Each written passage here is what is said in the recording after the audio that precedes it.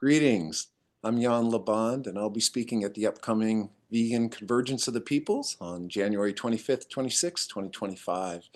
And the topic I'll be speaking on is rebalancing Earth's systems via sustainable agriculture.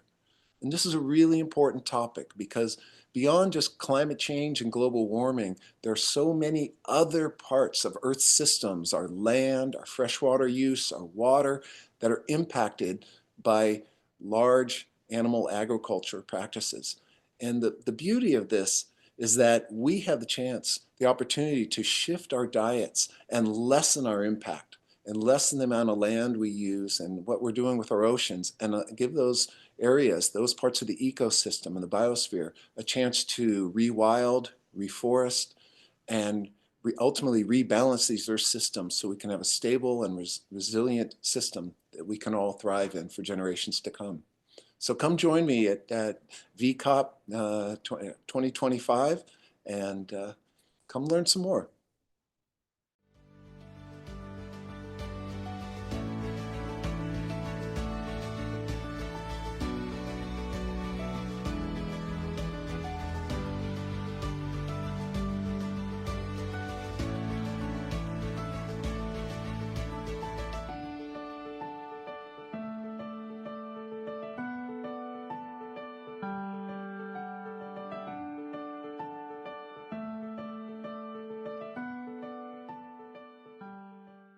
Welcome to the Million Vegan Grandmothers podcast. And today I have Jan Liband, and he is going to share on rebalancing Earth systems via sustainable animal agriculture, real sustainable animal agriculture. So thank you, Jan, for being here. This is a real pleasure. My pleasure to be here. Thank you. So you'll be speaking at our Vegan Convergence of the People number 20, and the theme is rewilding Planet B. So if we were to see that we could live on a different planet, it would mean that we would change our practices for ones that support the earth and support all their beings, the grandchildren of all species, and their homes. We would protect their homes. So thank you. Thank you for being here, and thank you for presenting. So would you tell the listeners a little bit about yourself and what you really would like to bring forth in this convergence and help people understand about what rebalancing systems really looks like? Oh, thank you. Yeah, hi again. Yeah, my name is Jan Liband, and live long time resident of California and a big environmentalist on many fronts. And like so many people and so many of you, really care about the earth and all the creatures, including humans and the non-human creatures on Earth and all the other wildlife and flora and fauna out there. And I have been researching, environmental issues, since the 1980s, and for the last few years, have noticed that the amount of damage in the scientific community and the consensus around what we're doing with Earth systems in terms of freshwater use, land use changes, what's going on with our oceans and the atmosphere, is we are over-consuming resources, and we are damaging the very ecosystem and the biosphere that sustains us. And at this point here, we have to make some drastic changes that are not that hard to do. That's the hopeful part in all this, is that we can make some changes primarily to our eating habits. It's not our diet, it doesn't have to be something from health, just our eating habits. If we can shift them to less resource intensive habits there. So reduce overconsumption of animal products, and thus use our agriculture, our extensive agriculture system, to focus on growing crops for human consumption and less so for billions and billions of farmed animals, that we have the ability to rewild and to restore, reforest, and bring the Earth systems back in balance, which is for our own survival.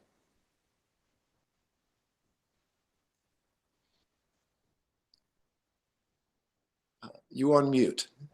What percentage of the earth do you think can be rewilded when we go vegan? Because we need very little land to feed humans. People think we don't have enough food in the world to feed humans, but we have plenty of food, 10 to 14 times over. Right. Just my Right.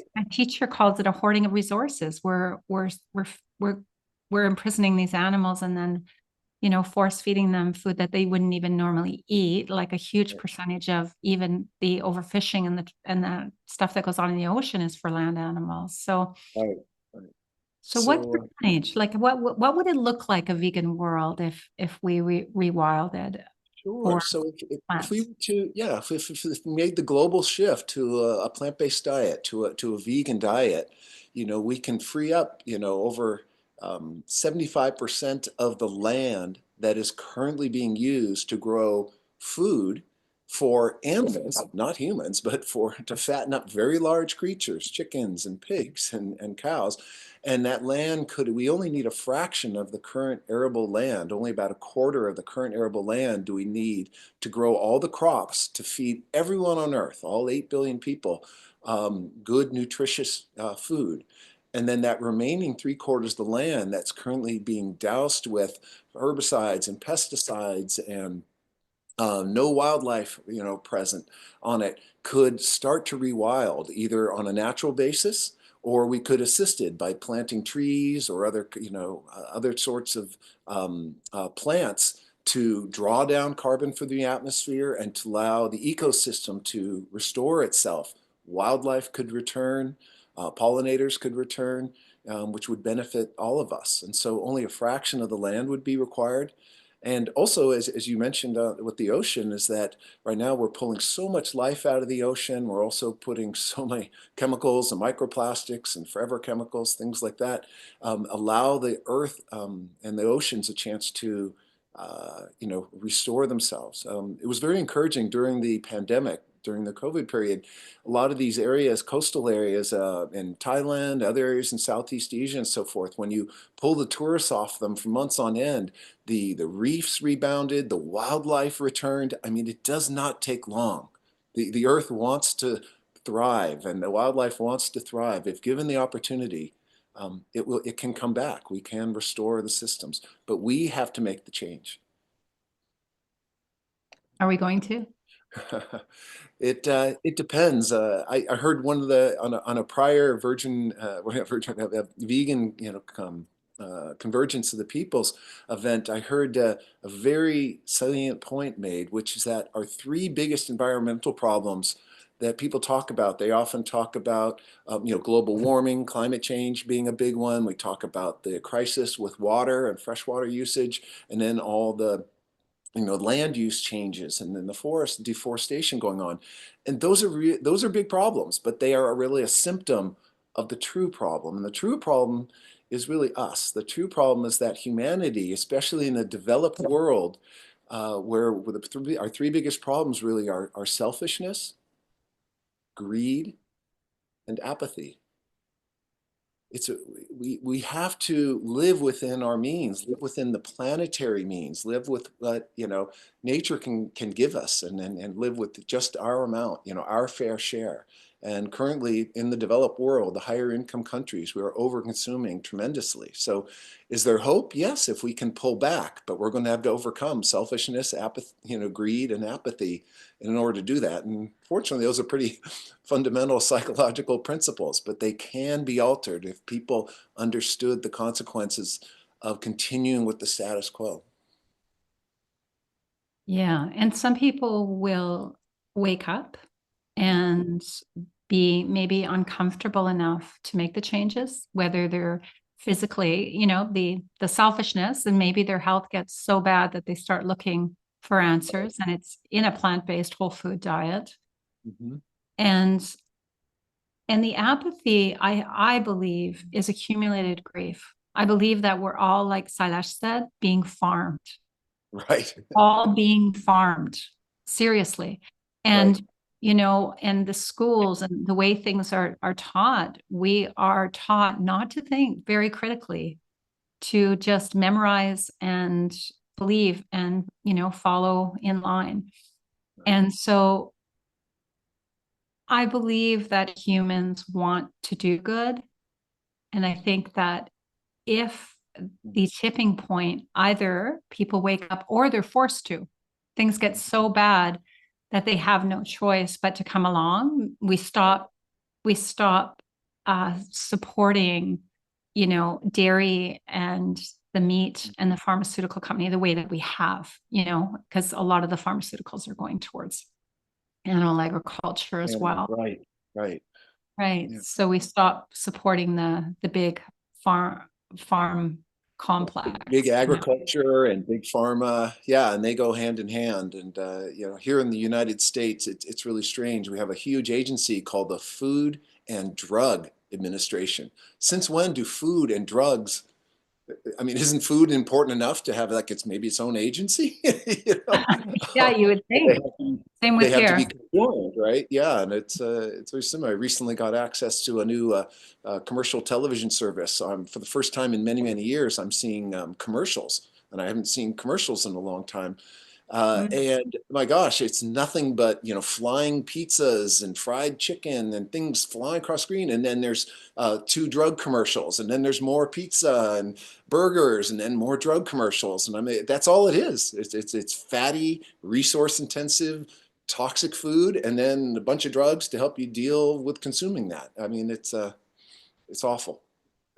And I Yeah, also and am. it's very subliminal, and also very overt. So it's like here is what we do in this world. Mhm. Yeah. Mhm. But our answers, we do have the answers, which is good news. That's what We us do have the people, as answers, yeah. as we get a little older, some of the young people are really involved more and more all the time. And when we are not being apathetic, and we take a look and we clear enough maybe accumulated pain or whatever it is that keeps people apathetic, I think there's a lot of reasons for it. And Mhm. we have the solutions. So tell us, Jan, a little bit about what you're going to be sharing about planetary boundaries and restoring systems. Right. So, what we'll be covering a bit here is not going to be a deep scientific dive into all the facts and statistics around Earth system's boundaries. We will be covering some of the numbers and statistics, and more importantly, looking at how all the different Earth systems, from the water cycles to the nutrient cycles of nitrogen and phosphorus, to the organic pollutions, and then also looking at the chemical pollutions, aerosol loading, how all these things kind of interact and affect one another, because it is an ecosystem. And in that ecosystem, we have living beings. And so we're going to look at how all the, let's say, with all the resources we are consuming and how we're using some of the natural resources excessively, how that's impacting the earth, the biosphere, the oceans, and ultimately us, as well as all the wildlife that are out there. So this will be help us understand what all these statistics and facts, what do they mean, to try to make it more real, and hopefully to give people also a sense of hope that the dietary change and shifting the agriculture methods, which we're starting to wake up to. Europe is making tremendous progress in this area. Obviously, there's pushback from that big ag community there, but they're realizing, oh, we have to use our water, we have to use our land more smartly, we have to reduce emissions. Not that they're perfect, but they're making big steps there, and we have made some steps here in the United States, but we have so much further to go. But if people could make the change, if we just started shifting our dietary habits to plant-based foods, reduce the consumptions or eliminate consumption of animal products, it has an enormous impact. Even one person, one family has an enormous impact. And so I want to help illustrate that, so they realize that you are part of the solution.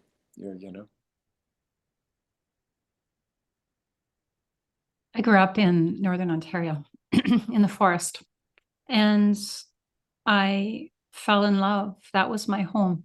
I wrote about it, how, there was stuff going on between my parents. So Mother Earth and Father Sky took me in Mm, and cared for me. And I developed a deep love and reverence for the living earth. I didn't feel like I was going outside. I felt like I was going home. mhm, And my concern as a grandmother is that we have disconnected children from the earth, so they don't understand it. I have constant conversations, with my grandson when he was little. It's like, mm. no, sweetie, you're not allowed to step on an ant. It's just no. Or, Oh, it's just like a game, right? A lot of them just step on ants, or yeah. whatever it is. But it's like, no, let's watch them. Let's watch what they're doing. They're great soil builders. And but a lot of children do not have this. And so what is it?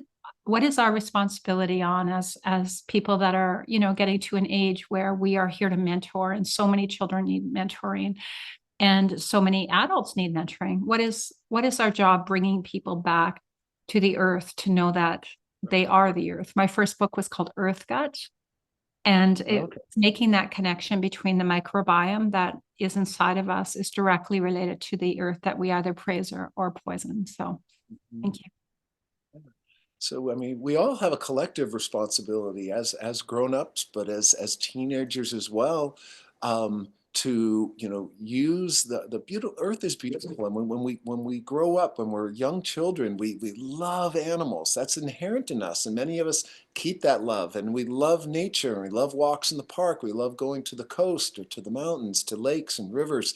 Water is very special to us. And so, one of the key things we need to do is to not keep children indoors and on video games and things. It's to encourage them to continue to be outside, not to lose that love that we Mhm. naturally have, that compassion that we naturally have towards earth and towards, bugs and animals and everything. When you see a tree, we don't want to go just run chop it down. We want to admire the branches and the birds. And so it's really a key thing is for all of us is to remember not to lose the love and the compassion and the respect we have for nature in the first place, and to continue to nurture that, and through teenage years, early adult years, and into our latter years, and to continue to show that love. So get people outside, get outdoors. Or if you're going to be indoors, watch some nature documentaries, see the beauty of the world and all the different animals and the way things work. It's hard not to be amazed. And if you are amazed at something, if you love something and you respect it, you're going to want to take better care of it. You're not wanting to destroy it. So it's to, continually expose yourself, forest bathing, as it's called in Japan, and everything, to keep appreciating it. It's not an abstract concept. It's us. Nature in Native American languages, they don't have a word for nature, because nature applies you're something and nature is something else. We Mm, we There is no such thing as nature as an external. We are all part of it, part of that one energy, yeah. that one living, breathing being, and we need to take care of ourselves. Thank you, Jan. It's so important because, my teacher, my spiritual teacher would say there's very little chance we're going to volunteer for watershed, um, organizations to protect headwaters and other areas if we're sick. So yes, let's all take care of ourselves and take care of the earth and take care of each other. Take care of ourselves, right? Yeah, Yeah.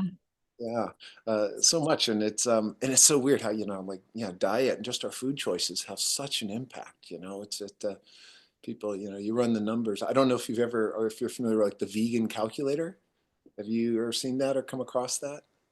I think so. It's Give just me a vegan. I little. think it's just vegancalculator.com or .org or something. Okay. But basically, you just type in the number of months or years that you've not been eating animal products, and it gives you an Oh. estimate of how much water is saved, how much land used, how many emissions you've saved, how many acres of forest you've saved. It's like I can't go out and plant acres of forest, but I can save what's standing already by not, there. And it's just changing your eating habits, right? To food Beautiful. that's going to make you healthier anyway. It's like, but you raised a point a few minutes ago, that, we're all being farmed, which is kind of a troubling thought, but we are being taught to do a certain thing that keeps certain status quo in place.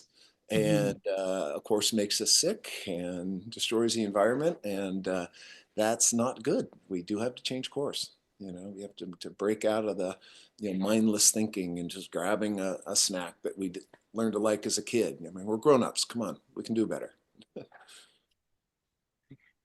Thanks, Sean. I do a lot of food, so I make vegan healthy choices. Everything that I loved. I loved creamsicles as a child, so I make this amazing creamsicle smoothie. So, and then that's so easy to do. Just like find veganize and health and make a healthy version of whatever you love because we can Right. have that amazing taste. And one of my teachers would say when I studied, I have a master's in plant-based nutrition, and she would say nothing tastes as good as feeling good feels.